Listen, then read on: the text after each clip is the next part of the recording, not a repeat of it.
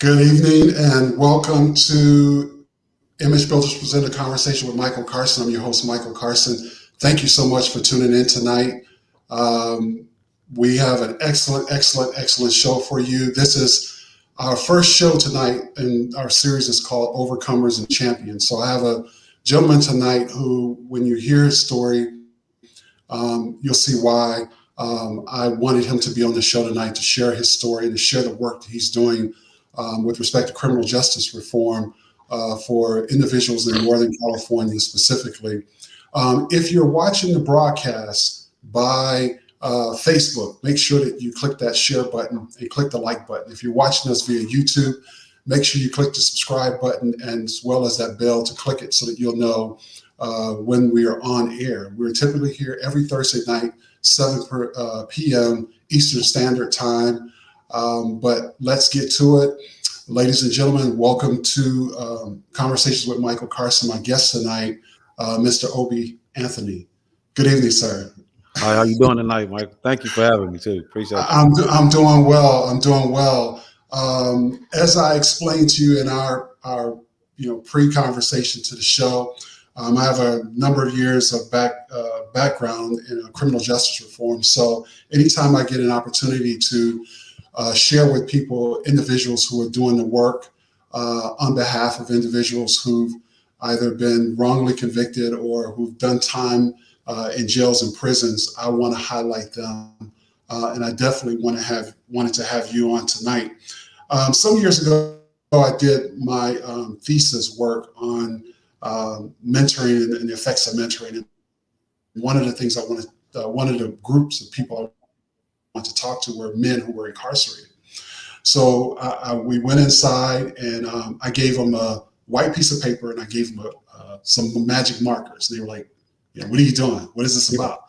And I said, I wanted you to draw a picture of who you wanted to be as a 5-year-old kid. What did you want it to do as a 5-year-old kid? Because there were some men who were incarcerated justly, and then there were some men who shouldn't even been in there, especially waiting 2-3 years to even have their cases heard. And so they began to draw out, I wanted to do this, I wanted to make money, I wanted to be a police officer, whatever. So who is Obie Anthony as a kid? What did he want to do as a kid? What were your dreams and aspirations as a young guy coming up?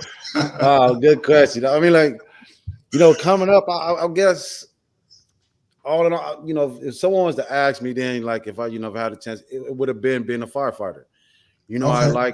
It was something about being there, the work that they did, mm-hmm. the help that they, sort of kind of, there was there. And it was always, what career path I would have taken, it would have been, I would have been a firefighter. I would have been worked for, the Department of Forestries or something because I like the outdoors and things like that. So, yeah, absolutely.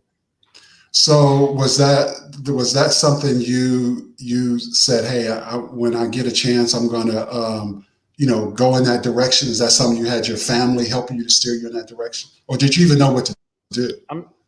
Nah, I mean, actually, it was just something, that internal conversation that one would have. Like if I have an opportunity to do this and this or that, I'll do that. It was more so my mom was always the guiding light, kind mm-hmm. of the factor about, you wanted to, do the right thing, stay away from the involvement of the dudes in the streets, do this and do that. And it was always that conundrum of going back and forth with her about, no, those guys are all right, nothing this and that. And so, it was really her encouragement that got me to really going back to school. I worked for the California Conservation Corps, who had a program with the Department of Forestries. So it gave me a little bit of opportunity, in other words, to do those things that I sort of kind of wanted to do as a kid anyway. And I liked it. You know what I mean? I liked it. Right. Talk about your mom. You just said how she had encouraged you, but talk a little bit about your mom and really what does she mean besides just being a mom, how she basically was an influencer, was a rock, disciplinary, all of those things. I mean, my mom, man, my mom, she's from St. Louis. She was, born in St. Louis, Missouri, who traveled out to the state of California. And, she was a single child, single kid and didn't have no siblings and so forth. But, she had her own hiccups coming up, coming up in his, late 60s, early 70s in Mhm. Missouri. And so, she she kind of gotten caught up in drugs for a little bit of a time. But even in, being involved using drugs and so forth, for me, it was always that you can do better. You can always, you know what I mean, that strength Right. of you can make it through these type of things. Nothing is not overcomable. I can Right. always remember her telling me that, the son, but the creator ain't gonna put nothing too hard on you can't bear. I remember her Mhm. telling me those type of things like that. And so it was that strength that I really took from my mom. Even in her struggles, because she struggled with her addiction. Mhm. But she still was able to teach me how to be strong, to stand for, so I wouldn't have to face those addictions that she did. And so those Right. one of the things that I took from her. She's now she passed away in 1994, right Yeah. after that Northridge earthquake. Yeah. But again, though, like that's, for me, that's always been that beacon of sort of kind of when I look back and when I've, kind of gathered, this is my strength, where I get it from is that opportunity to always to stand up in the face of a challenge, never give up on those things. Know that the creator won't put a burden on you too hard that you couldn't bear. And so, simple solution every situation. So let's talk about the challenge that if you Google your name, the first thing come up is Obie Anthony wrongly convicted, and then we talk about that. Let's talk about that a little bit. And for those of you that are tuning in tonight, we're not going to. The entire show will not be about that. This show is about overcomers and champions. And as Obie and I talked before, I believe that he's an overcomer and still overcoming, because you can't lose 17 years of your life Right. and just, okay, I'm over that and let me move on. Only, hey, look, only if it was that way, right? But no, Right. hey, right. But So just to talk a little bit about that. 1995, yeah, Yeah, man. 1995, you're 19 years old.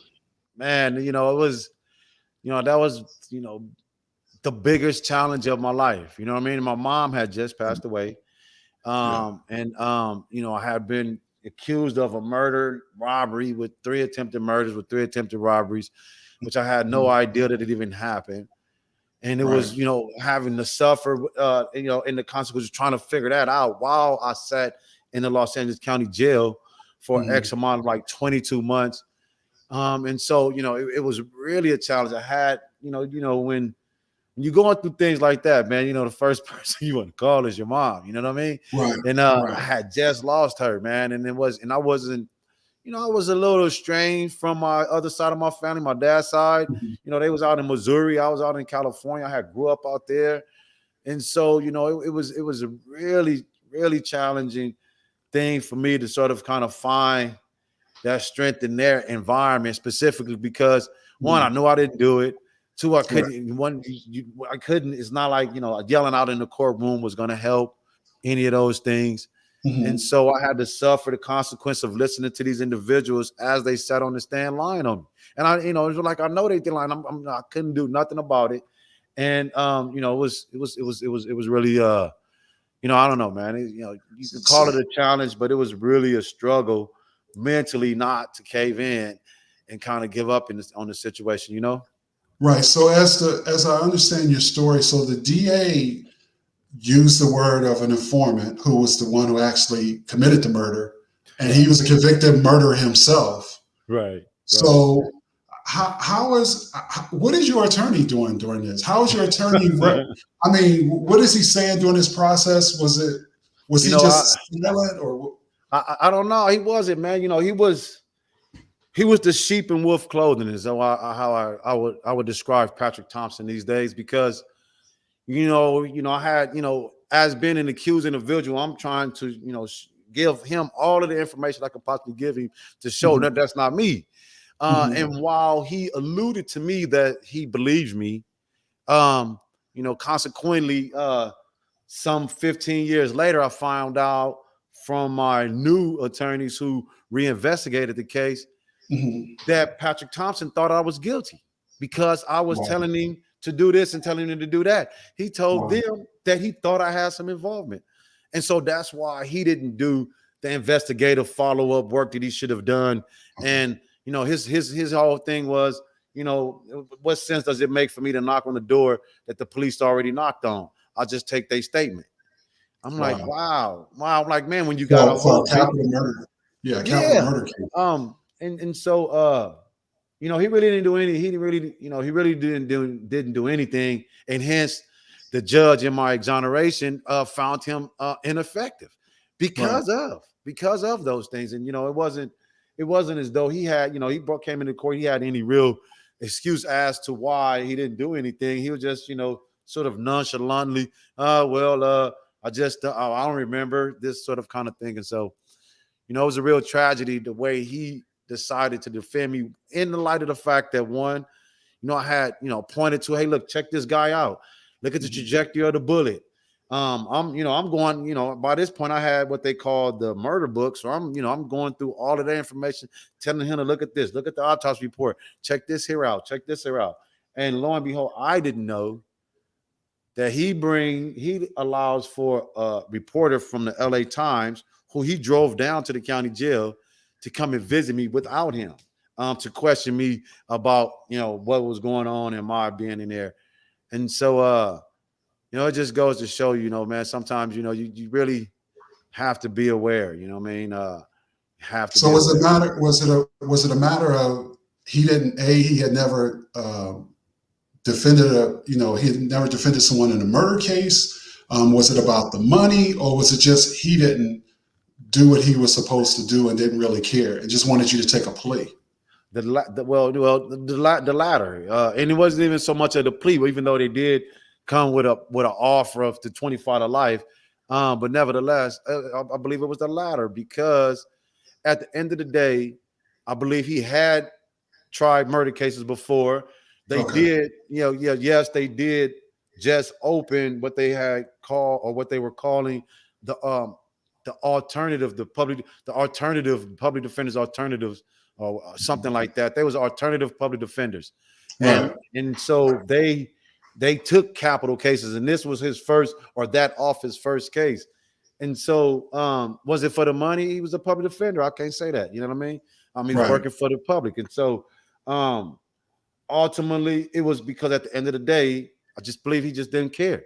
Like he had this presumption in his mind that somehow or another I had some involvement. So he just is like, oh, whatever. I'm not finna defend someone who he felt was disposable at that point. Or he's just, just another such and so. I'm just another at that point. I'm not a person. I becomes another. And so, another case number, another that, and not a person that was being accused, like I always say now, no one presumed me innocent during that entire time. Not even the public defender that I had. And so, that was, I believe, was the consequence of me being framed and put in there, because they had all of the things in front of them to say that I didn't, to show them I didn't do it. Right. So what was that's what I'm still trying to understand. What was the benefit for the district attorney not to hold the guy responsible that they knew what was responsible? I mean, what was the benefit of that? Jones, that's, John Jones, man, they're informant, right? The prosecutor, star witness, who, again, as you pointed out, the evidentiary here, we was able to show that more likely than not that their star witness committed this murder. Their benefit in that whole thing was because, again, John Jones, one, ran a brothel right there located on 49th and Figueroa. It was information that had come to light to show that the Los Angeles Department, the LAPD, was utilizing that brothel, not just, and it was also information that it was kids that was being prostituted out of that brothel. And he was also an informant. He had been working with the LAPD, or, with the police and also LAPD since the 60s. At this point, from our investigation, one, we don't even know for sure that this is this guy's real name, John Jones. He had 12 Social Security numbers, all different kind of identifications. We do know he got kicked up out of Illinois for his shenanigans. We do know he got probation for killing his wife, shot her twice in the head while she held their baby. So, they have benefit because, even during the course of that time there, he said, I'm testifying in another murder case. So they was using him. Wow. What factor did race play a part? I mean, the fact that the race played a part was really in that division, the detective homicide division, because for me, yes, so I had, the judge was of a person of a color, was Asian descent. Costello was of Hispanic descent. Patrick Mhm. Thompson was, I believe, was the only white European individual that was in there. The detectives that was involved, Marcella Wynn was a black young lady, and Mhm. the Pete Resistance was Hispanic. My say that the race played a part in that division because she was the only black person in that Right. division. Not to say that give her an excuse to do what she did, but I do realize the 1994. I'm of understanding now Mhm. of the pressure of that environment, not only specifically for us, but also Yeah. specifically for the black women in the work environment during that time. And so, yeah, she may have had all of those things there that placated over, and then also just the systematic racism that's there in the Right. underlaying of how they are to do their work. It was a book, for an example of that. It was a book called Killing Season, Homicides in LA, that was written Mhm. by the reporter. In there, he gives up an interview, a conversation between the two detectives, where he shows you where this systematic racism comes into play and how it affects us. Because he tells her, he said, "Listen, no, don't give them all of that information. Right. That will help the defense to beat you." So they were showing you the way that the system works against the innocent persons, in that sort of play in their while they're in the office trying to figure out what information to pass along over to the prosecutor's office. And so, I feel like that's where race played at, is Yeah. because the underlay of that beast there. Well, just think about it. I mean, from since Nixon, there's been this whole law and order mantra. Then you had the war on drugs, Right, and and they were just, I mean, and it still to this day, just scooping up black men right, for crimes that that they didn't commit, or well, you did something, so we right. just want to grab you and use you uh, to close a case. And that's so you're at LAPD, you're in county jail for 2 years, which is not uncommon for those of you that are watching the broadcast. Oftentimes, guys sit in jail for a number of years. I know when we lived in Illinois, guys sat in Cook County for years before they even knew Right. where they were going to end up, if they were going to end up somewhere else. So now you had to transition to a prison, which is a whole different beast. And Right. you're what, 20, 21 at this time, Now or going on 20, that was so my feet touched the penitentiary grounds January 1996. Mhm. Uh I had it was I was going on 20. I was Yeah. going on 20, and it was I had never been to the youth authority, I had never been to camp, had never been to the Mhm. penitentiary.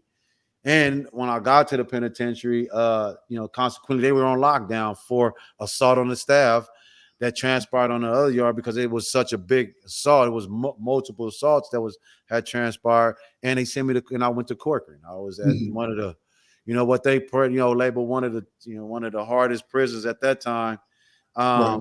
that was around. You know what I mean?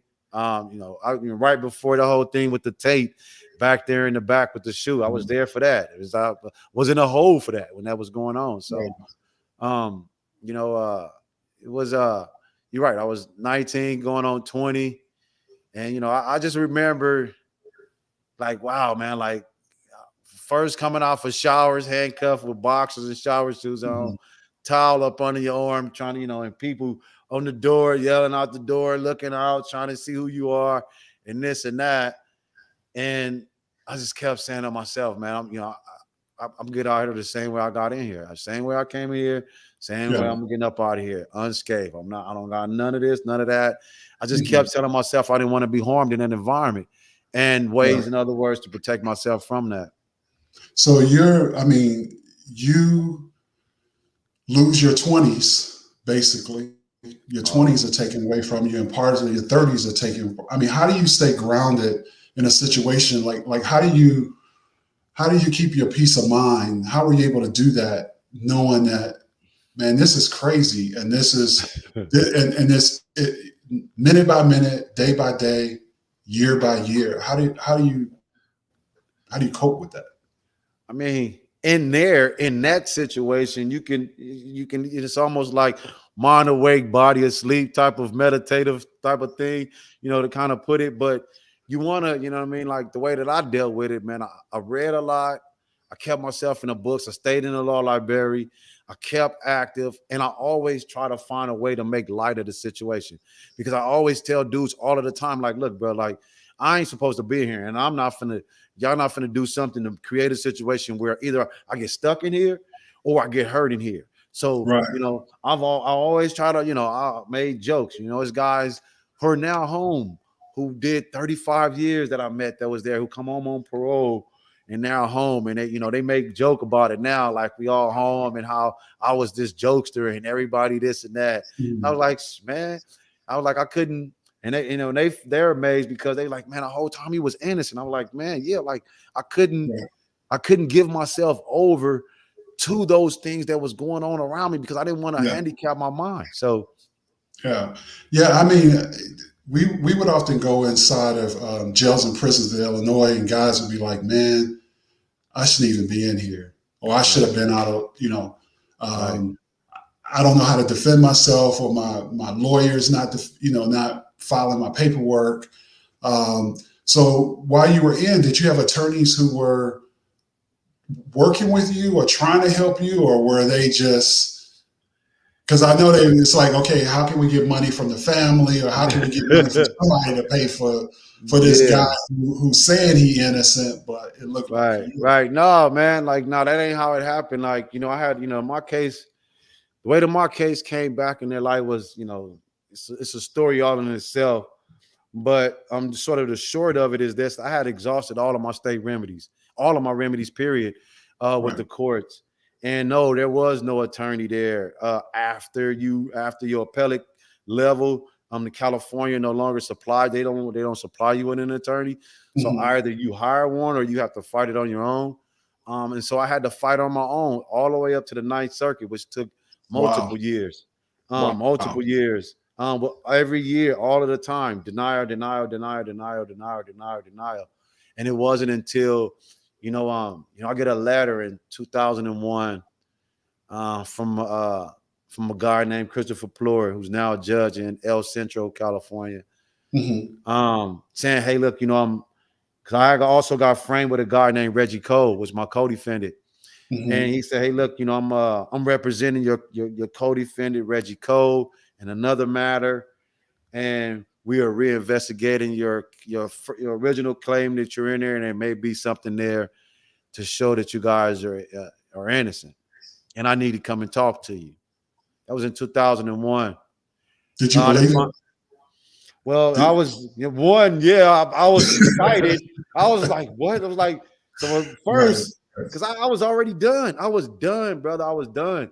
And what ended up, I had already, like I said, went to the Ninth Circuit. I couldn't do anything else outside to go to the United States Supreme Court. And with nothing, I didn't know nothing, didn't have no help on the outside or nothing. And so, like, whoa, what do you got? Like, because I know I was innocent. So it's like, okay, what did he find out? Like, what did they find out? And so, my co-defendant had found himself in a situation at another prison at Calipatria where he was being bullied, and he defended himself, and the guy died. And that's how my case got back in front of the courts, because his lawyer showed that, in fact, that their star witness in that original case, which was the informant, had actually got a deal, and then there was actually evidence there that showed he was actually lying. That all of the things began to start happening, and that was in 2001, and then in 2008, the Northern California Innocent Project accepted my letter for help, and that's how the story go. Yeah, man. I mean, every time when I read about it, and then how are you doing? How are you dealing with the PTSD? I mean, because we talk about people who've been to wars and things, and we talk about the stress and the anxiety that's on them. But somebody whose years have been taken away from them for something they didn't do, where the system is trying to take your life basically away from you.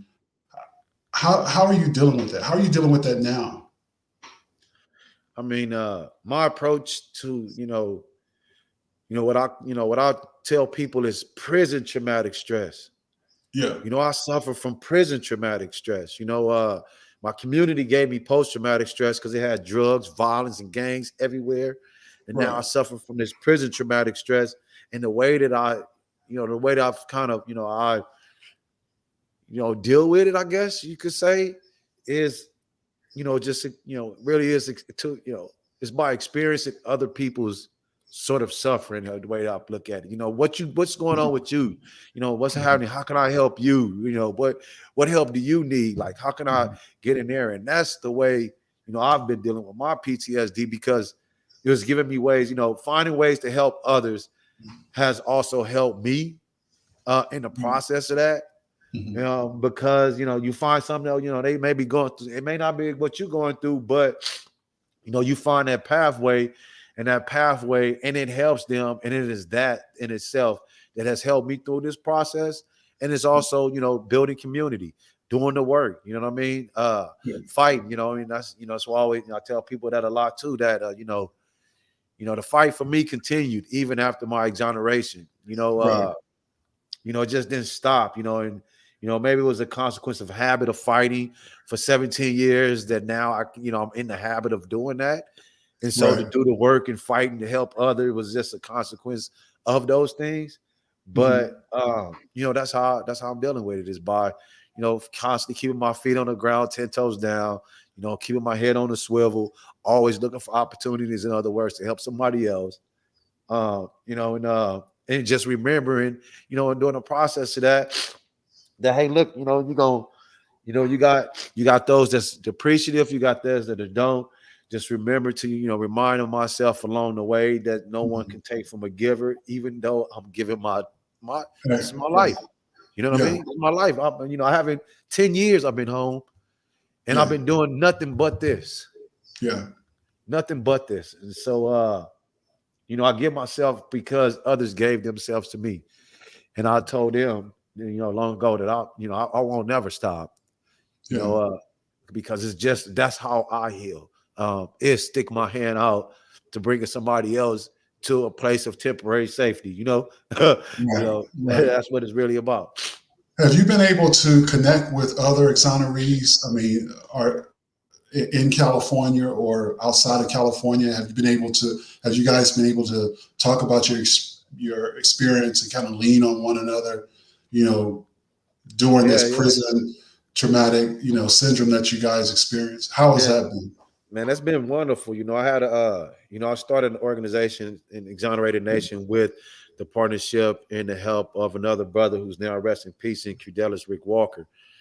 And me and Rick, that was what it was always about. It was about healing the debilitating effects of being framed and put in prison. And how do you do that? It's about building a community, bringing individuals in to share their stories, to have an opportunity, in other words, to commune with other individuals who suffered the way that they did, understanding their plight, helping them through their struggle of re-entering back into this community, which, they wasn't, people say re-entering back into society, but we wasn't actually part of it in the beginning.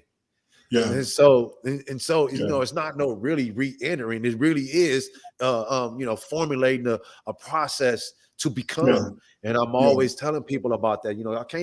I'm never trying to make up for nothing. No lost time is not. I don't even consider time lost.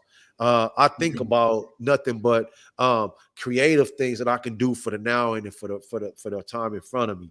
And so that's the way that I spend my time, is in my present and in my future, and not in my past. Tell the audience about Obie's law. I mean, not only when you talk about overcoming and being a champion, you got the legislator to move in a way that they needed to move, and even name it after you. So talk about that. Hey man, I give all of it up to the helping hand that helped me, which is one of my board members in Ignacio Hernandez, who gave me an opportunity to go speak at the state capitol in relations to prosecutorial misconduct. Yeah. And while there having a conversation with them about prosecutorial misconduct, legislators and assembly individuals was curious about how are things for me now. Right. What are you doing now? How is things going for you? Being really sort of understanding and apologetic about me being framed and being put in there and wanting to know, like, what are you doing? And so, I had to tell them, when I got out, it took me almost a year to find it. Took me over a year to find a job. It took me 6 months to get an ID, get all of my proper identification. They was like, "What do you mean it took?" I was like, "Man, because I the motor vehicles disposed of my stuff, and so I had to go get this, I had to go get that." And they was sort of baffled about that, and I was like, I don't have no parole officer, nobody I can go to for social services or any of those things, and so and I was just conversating, and they was like wild about it, but then I left. And the assembly individuals there in the state of California came together, and they formulated and codified it as AB 672, and reached out to me, and asked, and they said, said that they was very moved by not only by my story, but the strength and the courage, in other words, to come and talk to them about those things, and they wanted to name this bill after me. And I was like, you calling me to ask me, like, y'all make the laws. I can't, I'm grateful to that. Absolutely. And so, they understood that, you cannot, that one, we cannot say that only guilty people go to prison. Yeah. And two, we have to create something for those individuals that are innocent when they come home, so that they can have a pathway for medical, for mental health, for housing, for education, and for all of those things. In other words, so and those are the services that you guys provide through Exonerated Nation. You're on your website and the different resources and things that you. So, are you guys working on any other legislation, or is there any other, some things that you guys have identified that need to change, that they, the state of California, and then maybe other people can adopt, other legislators and other states can adopt for people who have been exonerated? Yeah, absolutely. And, I'm glad you asked that question because, just recently we just was, Exonerated Nation had, joined a study process with Touro University in regards to looking at the health and well-being of California exonerees when they come home, and looking at, their mental health coping mechanisms and what they're doing to cope with their post-traumatic stress or their prison traumatic stress. And so yes, right now we're really looking at, looking at that research, taking that data, looking at that information to being able to support us in our conversations with legislators and assembly individuals about a possible mental health bill that will succumb, that give these individuals some help not only when they come home, but also for the individuals who've already been home, who desperately need that mental health help. And so, yes, we are looking at other legislative actions in the state of California around mental health. Excellent. So for those of you that are watching, we're almost near the conclusion of our conversation tonight with Obie Anthony, founder and executive director of Exonerated Nation. I thank him for his time. I thank him for being, as I said, an overcomer, someone who's continuing to overcome, but more importantly, I think who God has called to be a champion for people, because you could have easily said, all right, I'm out. I don't want to be bothered. I'm done with this mess. I don't want to have to relive this. I don't want to have to have conversations. But you put yourself back in it. And I think that's a testament. If I can make this assessment without having met your mom, but based on what you said, I think that's an assessment of the things she taught you, what you shared with us earlier about how she was instrumental in laying some nuggets. Yeah. And I'm sure it's at times that you hear those things and remember those things, and it's like when it's like, man, I don't feel like being bothered with this today, or I don't feel like being bothered with this period. I don't want to Google. I don't want to look at. I don't want my name to be associated with this. But I think it's to your fortitude, your testament, because I mean, some of us, if our friends wrong us, we ain't talking to nobody. We ain't talking to them ever again. Let alone you talking about the weight of the state, the state of California versus Obie, and then we're talking life without the possibility of parole. Exactly. That's a heavy, heavy thing for someone to have to deal with, let alone someone who's innocent. What do you? What I here? I got to go to my notes. What did I have here? I guess I had so many questions, man. I'm like, I'm trying. It was like, what is this question?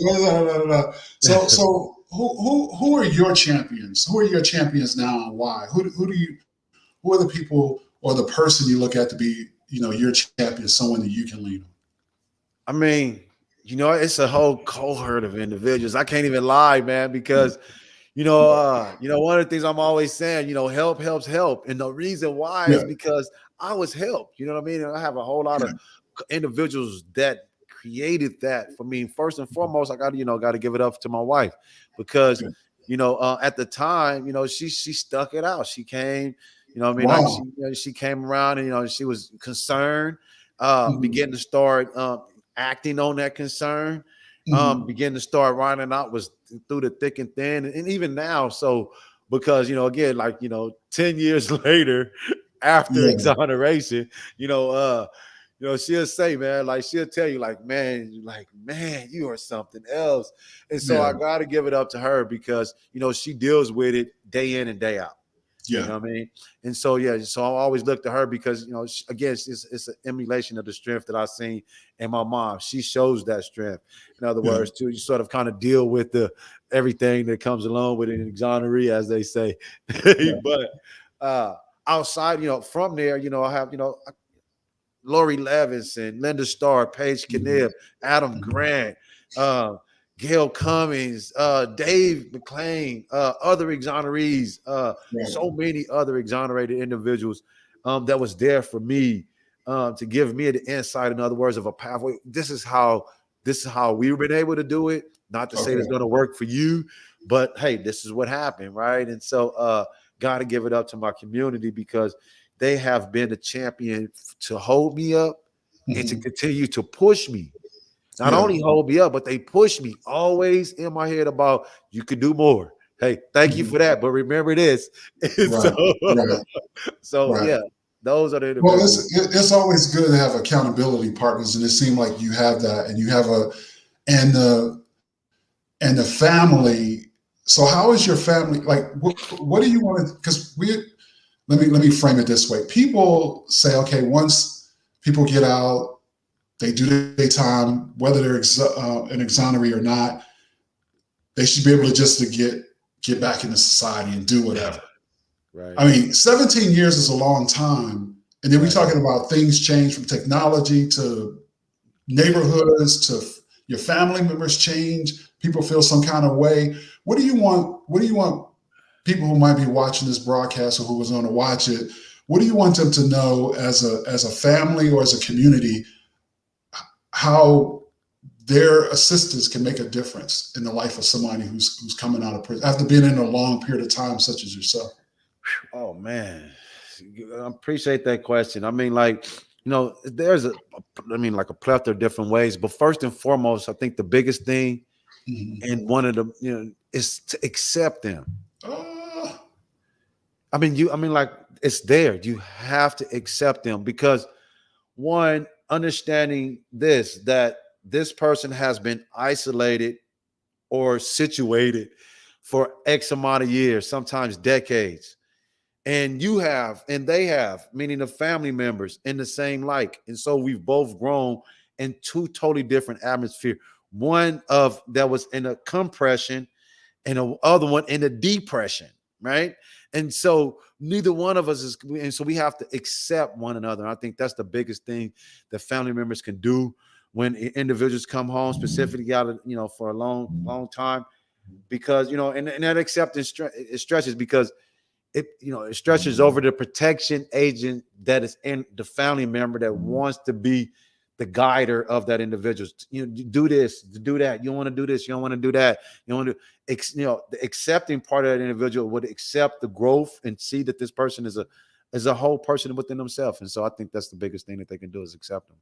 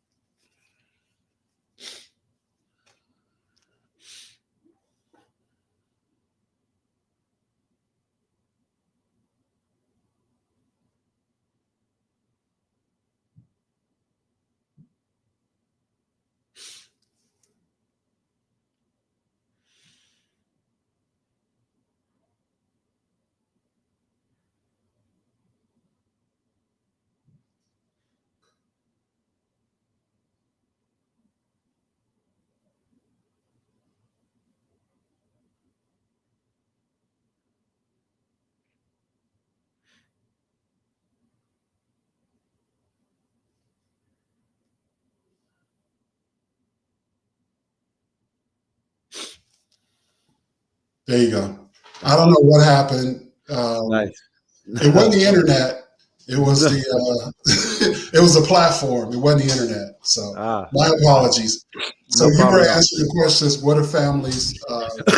How can families and others help? Right, and what I said was it really is that it's accepting that individual. I mean, like we tend to, we specifically after a long period of time of a family member being gone, we oftentimes still have them the place when we lost them, whether that's 18, 19, 17. And we don't all the way accept the 37-year-old or the 45-year-old person who's now coming home.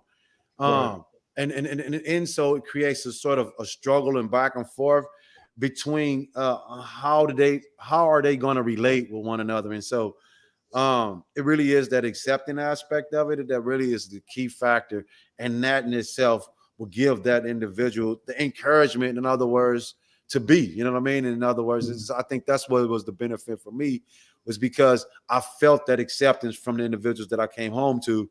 In other words, just, not that, they had their little, you don't want to go over there, you want to try this, you don't want, type of thing, but they accepted me and who I was and how I was being. So.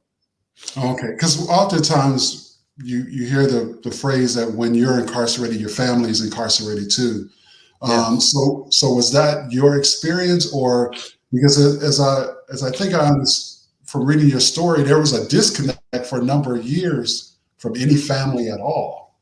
Right. I mean, yeah, you're absolutely right. I mean, like, it wasn't the case. I mean, like, for me, you're right. It was a disconnect. Like, what I've learned later, the reasons for those things is that, my siblings had their own struggles that they sort of was dealing with mentally, what kept them away from kind of seeing me. But yeah, absolutely. It was like almost like 13 or 14 years before I had seen a family member inside that institution. And it has that in itself created its own sort of conundrum between the re-entry, how I reconnect with the family at that point, right? Because first we have to resolve those abandonment feelings and issues of all of that conundrum that being for me being in a place all of that time without them. But then I have to understand, for them on the outside, it was like, well, yeah, but you wasn't here though. You wasn't here. And I mean, sort of back and forth between, well, it wasn't my fault.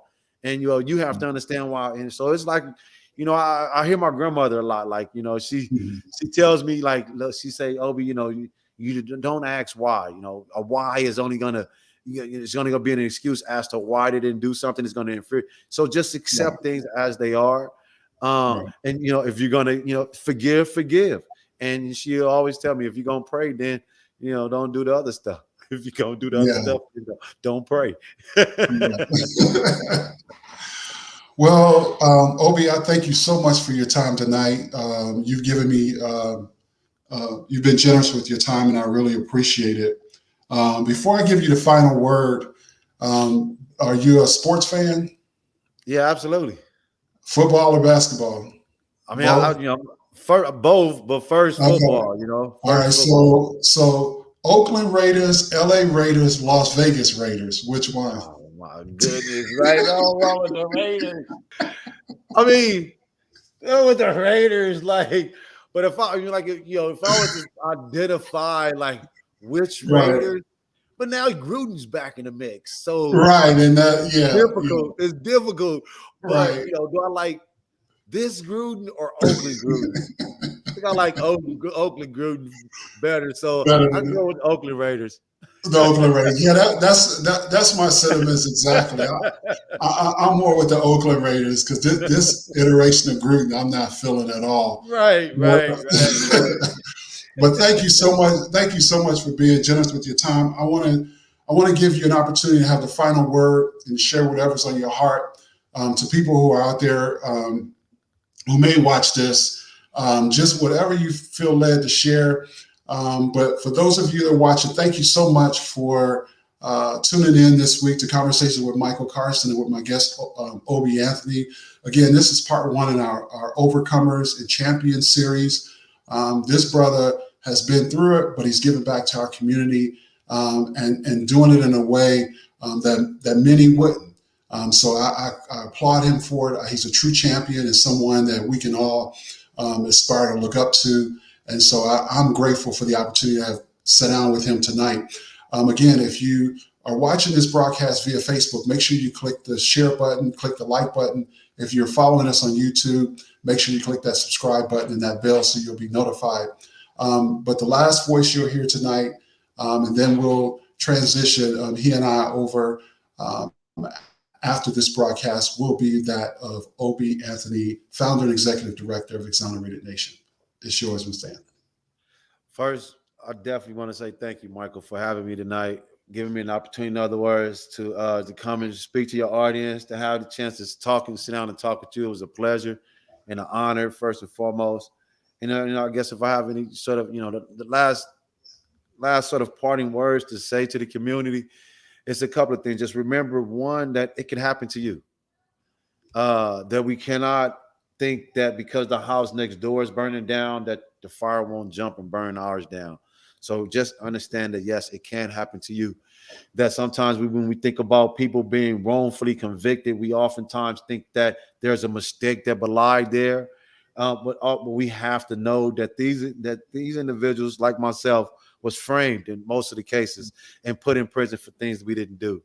And so I say on the back end of that is to remember this too. It's to help, because help helps help and hurt hurts hurt. And if we continue to help the next individual, it'll only encourage them to do the same, because of the feeling of the joy that they have can only excite them to help someone else anyway. And so I'll leave you guys with that. Just, again, remember to help and continue to be a good steward of the ship. With that, continued blessings, and I'll see you on the other side. Thank you for tuning into Conversations with Michael Carson. Join us here each Thursday night at 7 p.m. Eastern Time for engaging and insightful conversations. We hope you enjoyed the show. If you have not already done so, don't forget to click the share button on Facebook and the subscribe button on YouTube. The conversation doesn't stop here. Head over to Instagram and join us on Michael Carson Jr. starting shortly. See you soon, and until next time, continue blessings.